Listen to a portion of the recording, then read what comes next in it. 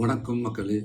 இன்று நம்ம பிக் மாஸ்டரில் பார்க்கக்கூடிய தலைப்பு உயிரி பல்வகைத்தன்மை மற்றும் பாதுகாப்பு.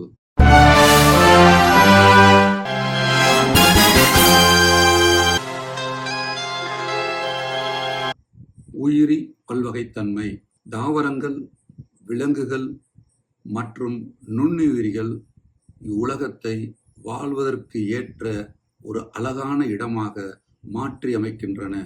ஏறத்தாழ உலகின் எல்லா இடங்களிலும் உயிரினங்கள் வாழ்கின்றன. இத்தகைய உயிரினங்கள் தங்களது பழக்கம், நடத்தை, வடிவம், அளவு மற்றும் நிறத்தால் வேறுபடுகின்றன. உயிரினங்களிடையே காணப்படுகின்ற இத்தகைய வேறுபாடுகளையே உயிரி பல்வகைத்தன்மை என்று அழைக்கப்படுகிறது. அல்லது பலதரப்பட்ட உயிரினங்களின் தொகுப்பே உயிரி பல்வகைத்தன்மை. உயிரி பல்வகைத்தன்மை என்ற சொல்லை 1986 அறிமுகப்படுத்தியவர் வால்டர் ரோசன். ஆனால் அச்சொல்லை பிரபலப்படுத்தியவர் எட்வர்ட் வில்சன். வெப்பமண்டல பகுதியிலிருந்து துருவங்களை நோக்கி உயிரினங்கள் செல்ல செல்ல அவற்றின் எண்ணிக்கை குறைந்து கொண்டே இருக்கிறது. உதாரணமாக, பனி சமவெளி மற்றும் பசுமை மாறா ஊசிலை காடுகளில் 12 சிற்றினங்களுக்கும் குறைவான மரங்களே காணப்படுகின்றன. அதேபோல மித வெப்ப காடுகளில் 30க்கும் மேற்பட்ட சிற்றினங்களைச் சேர்ந்த மரங்கள் காணப்படுகின்றன. வெப்ப மண்டல காடுகளில் 110க்கும் மேற்பட்ட சிற்றினங்களை கொண்ட மரங்கள் காணப்படுகின்றன. உயிரினத்தினுடைய சிற்றினங்களினுடைய எண்ணிக்கையின் அடிப்படையில் உயிரி பல்வகைத்தன்மையை பல அடுக்குகளாக பிரிக்கப்படுகிறது. மரபியல் பல்வகைத்தன்மை, சிற்றின பல்வகைத்தன்மை, சூழ்நிலை சார்ந்த பல்வகைத்தன்மை. மரபியல் சார்ந்த பல்வகைத்தன்மை வேறுபட்ட சிற்றினங்களுக்கிடையேயோ அல்லது ஒரு சிற்றினத்துக்கு உள்ளேயோ அல்லது ஒரே சிற்றினத்தின் வெவ்வேறு இனக்கூட்டத்துக்கு இடையிலேயோ இத்தகைய மரபியல் வேறுபாடுகள் குறிப்பது மரபியல் பல்வகைத்தன்மையை ஆகும். உதாரணம், நெல் தாவரங்களும் மா தாவரங்களும் ஆகும். இத்தகைய நெல் தாவரங்கள் இந்தியாவில் 50,000க்கும் மேற்பட்ட மரபணு வகைகளையும், மா தாவரங்கள் 1000க்கும் மேற்பட்ட மரபணு வகைகளையும் பெற்றிருக்கின்றன. ஒரு சிற்றினத்தினுடைய இத்தகைய மரபணு சார்ந்த வேறுபாடுகள் பல்வகைத்தன்மையினுடைய அளவு, வாழிடங்களை பொறுத்து அதிகரித்துக் கொள்கிறது. இதன் காரணமாகவே புதிய புதிய இனங்களும் புதிய புதிய ரகங்களும் புதிய துணை சிற்றினங்களும் தோன்றுகின்றன. மரபியல் சார்ந்த பல்வகைத்தன்மைக்கு மற்றொரு எடுத்துக்காட்டு ராவோல்ஃபியா ஓமிட்டேரியா என்னும் இத்தகைய மூலிகை தாவரங்களில் ரிசர்பைன் என்னும் செயல்திறன் உள்ள உட்பொருளினுடைய அடர்த்தியிலும் ஆற்றலிலும் மரபணுத்தன்மையினால் வேறுபாடுகள் காணப்படுகின்றன. மரபியல் சார்ந்த பல்வகைத்தன்மையுடைய உயிரினங்கள் மாறிவரும் சூழலுக்கு ஏற்ப தங்களை அமைத்துக் கொள்கின்றன. சிற்றினம் சார்ந்த பல்வகைத்தன்மை ஒரு வாழிடத்தில் உள்ள சிற்றின வகைகளினுடைய எண்ணிக்கை அல்லது அதனுடைய செழுமை சிற்றின பல்வகைத்தன்மை என அழைக்கப்படுகிறது. ஒரு குறிப்பிட்ட பரப்பளவில் ஒரு குறிப்பிட்ட நேரத்தில் காணப்படுகின்ற சிற்றினங்களினுடைய எண்ணிக்கையே சிற்றின செழுமை ஆகும். எடுத்துக்காட்டு, கிழக்கு தொடர்ச்சி மலைகளை விட மேற்கு தொடர்ச்சி மலைகளில் இரு வாழ்வின சிற்றினங்களின் எண்ணிக்கை அதிகமாக காணப்படுகிறது. சிற்றினம் சார்ந்த பல்வகைத்தன்மையின் வகைகள். 1. ஆல்பா பல்வகைத்தன்மை. ஒரு குறிப்பிட்ட பகுதியிலோ அல்லது ஒரு குறிப்பிட்ட சமுதாயத்திற்குள்ளோ அல்லது ஒரு குறிப்பிட்ட சூழ்நிலை மண்டலத்திலோ வாழும் வகைப்பாட்டு தொகுதிகளின் எண்ணிக்கையை பொறுத்து ஆல்பா பல்வகைத்தன்மை செயல்படுகிறது. 2. பீட்டா பல்வகைத்தன்மை. அருகருகே உள்ள 2 சூழ்நிலை மண்டலங்களுக்கு இடையே ஆன சிற்றின பல்வகைத்தன்மையை சார்ந்தது. இவற்றின் மூலம் சிற்றினங்களின் எண்ணிக்கையை ஒப்பீடு செய்து கொள்ளலாம். 3. காமா பல்வகைத்தன்மை. பூமியில் உள்ள அனைத்து வாழிடங்களுக்கான வேறுபாடுகளையும் குறிப்பது. சூழ்நிலை சார்ந்த பல்வகைத்தன்மை. சுற்றுச்சூழலினுடைய செயல்முறையினால் ஏற்படுகின்ற மாற்றங்களே சூழ்நிலை சார்ந்த பல்வகைத்தன்மை என அழைக்கப்படுகிறது. இந்தியா ஒரு சூழ்நிலை சார்ந்த பல்வகைத்தன்மை கொண்ட ஒரு நாடு. ஏனெனில் அல்பைன் புல்வெளிகள், மலைக்காடுகள், சதுப்பு நிலங்கள், பவளப்பாறைகள், புல்வெளிகள், பாலைவனங்கள் ஆகியவற்றை எல்லாம் கொண்ட மிகச்சிறந்த ஒரு சுற்றுச்சூழல் பல்வகைத்தன்மை கொண்ட ஒரு நாடு இந்தியா. உயிரிய பல்வகைத்தன்மையின் பரிமாணங்கள். ஒரு குறிப்பிட்ட பகுதியில் ஒரு குறிப்பிட்ட நேரத்தில் காணப்படுகின்ற உயிரினங்களின் எண்ணிக்கையை கொண்டு ஒரு உயிரிய பல்வகைத்தன்மையின் பரிமாணங்களை நாம் நிர்ணயம் செய்யலாம். இன்றைய காலகட்டத்தில் பூமியில் உள்ள உயிரினங்களினுடைய எண்ணிக்கை சுமார் 8 முதல் 9 மில்லியன். இதில் 1.5 மில்லியன் தாவரங்கள், விலங்குகள், நுண்ணுயிரிகள் மட்டுமே விவரிக்கப்பட்டுள்ளன.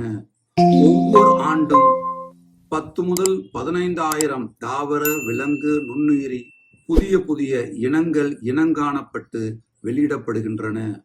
இவ்வுலகில் பெரும்பாலும் 75% முதுகு நாணற்ற உயிரினங்களே காணப்படுகிறது.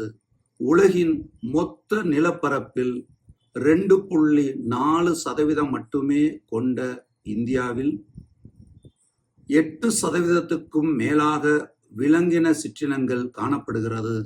இவற்றில் 92,000க்கும் மேற்பட்ட உலகம் அறிந்த சிற்றினங்களும் உள்ளது. இந்திய நாடு பல்வகைத்தன்மையில் ஒரு செழிப்பு மிக்க நாடாக விளங்குகிறது.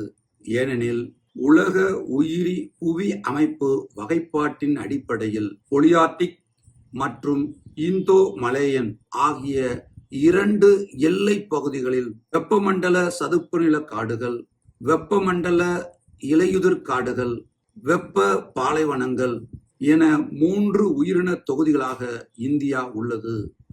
நிலப்பரப்பின் அடிப்படையில் நமது நாடு உலகின் 7வது பெரிய நாடாகும். 17 உயிரி பல்வகைத்தன்மை கொண்ட உலக நாடுகளில் நம் நாடும் ஒன்று. நம் நாட்டில் 10 உயிர் புவி மண்டலங்கள் காணப்படுகின்றன. இத்தகைய நம் நாட்டில் உயிரிய பல்வகைத்தன்மை மிக வேகமாக தற்சமயம் அழிந்து கொண்டே வருகிறது. உயிரி பல்வகைத்தன்மையின் பரவல். தாவரங்கள் மற்றும் விலங்குகளினுடைய பரவல் உலகம் முழுவதும் சீராக இருந்ததில்லை. ஏனெனில் உயிரினங்களினுடைய வளர்ச்சி மற்றும் வளர்சிதை மாற்றத்திற்கான அமைப்பு கூறுகள் தேவைப்படுகின்றன. உயிரினங்களானது தங்களுக்கு ஏற்புடைய ஒரு இடங்களில் வாழ்ந்து அதிக எண்ணிக்கையில் அவை பெருக்கமடைகின்றன. உயிரி பல்வகைத்தன்மையின் பரவல் என்பது நிலங்களினுடைய பரப்பு மற்றும் கடல் மட்டத்திலிருந்து அவற்றின் உயரம் ஆகியவையே தீர்மானிக்கின்றன. பரப்பு சார்ந்த பல்வகைத்தன்மை. துருவங்களிலிருந்து பூமத்திய ரேகை வரை பல்வகைத்தன்மை அதிகரித்து கொண்டே செல்கிறது. துருவ பகுதியில் தொடங்கி மிதவெப்ப மண்டலத்தை நோக்கி நகர்ந்து வெப்பமண்டல பகுதிகளில் அவை உச்சத்தை அடைகிறது. ஆக துருவ பகுதியையோ அல்லது மித வெப்பமண்டல பகுதிகளையோ விட வெப்பமண்டல பகுதியே உயிரி பல்வகைத்தன்மையின் ஒரு புகலிடமாக திகழ்கிறது. காரணம், உயிரினங்கள் வாழ ஒரு இணக்கமான வாழிடங்கள் வெப்பமண்டல பகுதிகளே. உயிரினங்களினுடைய எண்ணிக்கையை அதிகரிக்கவும் அவை ஏதுவாக காணப்படுகின்றன. உயிரினங்களினுடைய வளர்சிதை மாற்றங்கள் மிக எளிதாகவும் அதிக திறனுடனும் செயல்பட உதவுகிறது. ஏனெனில் வெப்பமண்டல பகுதிகளில் 25 டிகிரி செல்சியஸ் முதல் 35 டிகிரி செல்சியஸ் வரை வெப்பநிலை நிலவிக் கொண்டிருக்கிறது. வெப்பமண்டல பகுதிகளில் ஊட்டச்சத்து அதிக வளங்களும் காணப்படுகின்றன. வெப்பமண்டல பகுதிகளானது உயிரினங்களினுடைய வேற்றுமை தன்மையையும் அதனுடைய எண்ணிக்கையையும் உயர்த்த பயன்படுத்தப்படுகிறது. வெப்பமண்டல பகுதிகளில் ஆண்டுக்கு 200 மில்லிமீட்டருக்கும் அதிகமாகவே மழை பெய்கிறது. இத்தகைய பரப்பு சார்ந்த பல்வகைத்தன்மைக்கு ஒரு எடுத்துக்காட்டு பூமியினுடைய நிலநடுக்கோட்டில் காணப்படுகின்ற கொலம்பியாவில் 1400க்கும் மேற்பட்ட பறவை இனங்களும், அதே வேளையில் 41 டிகிரி வடக்கு திசையில் உள்ள நியூயார்க் பகுதியில் 105 பறவை இனங்களும், அதே வேளையில் 71 டிகிரி வடக்கு திசையில் காணப்படுகின்ற கிரீன்லாந்தில் வெறும் 56 பறவை இனங்கள் மட்டுமே காணப்படுகின்றன. பரப்பு சார்ந்த இந்த பல்வகைத்தன்மையினுடைய பரவலானது பெரும்பாலும் இந்தியாவில் வெப்பமண்டல பகுதிகளில் அதிகம் காணப்படுகின்றன. உயரம் சார்ந்த பல்வகைத்தன்மை ஒரு உயரமான மலைப்பகுதிகளில் மேலே செல்ல செல்ல வெப்பநிலை குறைவின் காரணமாக அங்கே உயிரிகளினுடைய பல்வகைத்தன்மையும் குறைந்து கொண்டே இருக்கிறது. உதாரணமாக கடல் மட்டத்திற்கு மேல் ஒவ்வொரு கிலோமீட்டருக்கும் 6.5 டிகிரி செல்சியஸ் வெப்பம் குறைந்து கொண்டே செல்கிறது. உயிரின சிற்றினங்களுக்கும் நிலப்பரப்புக்கும் இடையே உள்ள ஒரு தொடர்பு. இத்தொடர்பை பற்றி ஜெர்மனி நாட்டினை சேர்ந்த இயற்கை மற்றும் புவியியல் ஆர்வலரான அலெக்சாண்டர் ஓன் ஹம்போல்ட் என்பவர் தென் அமெரிக்காவில் உள்ள காட்டுப்பகுதிகளை ஆய்வு செய்தார். அவ்வாறு ஆய்வு செய்ததில் ஒரு குறிப்பிட்ட அளவு வரை ஒரு சூழல் மண்டலத்துக்குள் உள்ள எண்ணிக்கை அல்லது செழுமை நிலப்பரப்பிற்கு ஏற்ப அதிகரித்து கொண்டே வருகிறது என்பதை கண்டறிந்தார். குறிப்பாக அந்த காட்டுப்பகுதிகளில் பூக்கும் தாவரங்கள், பறவைகள், வௌவால்கள், நன்னீர் மீன்களை ஆய்வு செய்தார். இவற்றினுடைய சிற்றினங்களினுடைய எண்ணிக்கைக்கும் பரப்புக்கும் இடையே உள்ள ஒரு தொடர்பை ஆராய்ந்து ஒரு வரைபடமாகவும் வரைந்தார். அத்தகைய வரைபடத்தின் முடிவாக செவ்வக வடிவிலான இருபுற அதிவளைவு கிடைக்கப்பெற்றது. அதை S=C+AZ என அழைக்கப்படுகிறது. இத்தகைய சிற்றினங்களுக்கும் பரப்புக்கும் இடையே உள்ள சமன்பாட்டினை மடக்கை அளவுகோலின்படி நாம் கூறினால் அவை ஒரு நேர்கோட்டில் அமைகிறது. இவற்றின் சமன்பாடு மடக்கை S=மடக்கை C+Z மடக்கை A. மடக்கை S என்பதில் சிற்றின செழுமை அல்லது சிற்றின எண்ணிக்கையை குறிக்கிறது. மடக்கை C என்பது ஒய்யினுடைய குறுக்கீடை குறிக்கிறது. Z மடக்கை A என்பதில் Z என்பது கோட்டினுடைய சாய்வு நிலை அல்லது கெழு நிலையை குறிக்கிறது. மடக்கை A என்பது நிலப்பரப்பை குறிக்கிறது. இச்சமன்பாட்டில் உள்ள Z அல்லது கோட்டினுடைய சாய்வு நிலை அல்லது அவற்றினுடைய கெழு மதிப்பு நிலை என்பது பொதுவாக 0.1 முதல் 0.2 ஆகும். இத்தகைய மதிப்பானது மிகப்பெரிய பரப்புகளில் சிற்றினங்களுக்கும் பரப்புக்குமான ஒரு கோடு வரைந்தால் அவை குத்து சாய்வாக காணப்படும். அவற்றின் மதிப்பு 0.6 முதல் 1.2 வரை ஆகும்.